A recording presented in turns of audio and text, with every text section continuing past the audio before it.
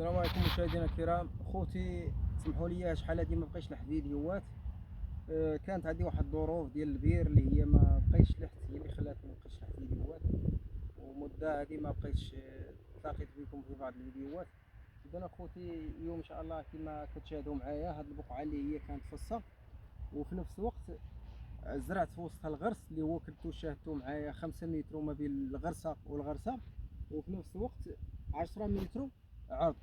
يعني كانت الفصه وحيدت الفصه ضربتها بالثلاثيه كما كتشاهدوا، وكنت زرعت ما بين الغرسه والغرسه كاين الزيتون كاين الرمان الى اخره.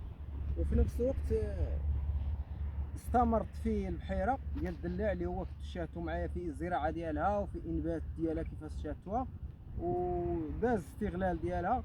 اذا دابا كما كتشاهدوا معايا درت فيها الزرع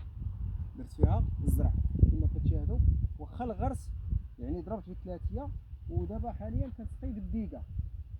كنسقي بالديقه لانني هاد البقعه اللي هي كانت بحيره وكانت فصه في نفس الوقت حرقتها وحيدتها وهي كاين فيها الغرس. درت النص ديالها في الكوتاكوت، النص ديالها الديقه اللي هي الكوتاكوت كما كتشاهدوا معايا هي هذه كما كتشاهدوا معايا. وفي نفس الوقت درت الديقه ها انتم كتشاهدوا معايا خوتي. اذا استمرار ديال الزرع كيفاش درت ليه البادوات كيفاش درت الى اخره. درت ليه الفوسفات اللي هو ال21، درت الملح 21 كتحميه على الدوده وكتخلي ليه واحد الكولور. درتها مع الزراعه ديال الزراعه.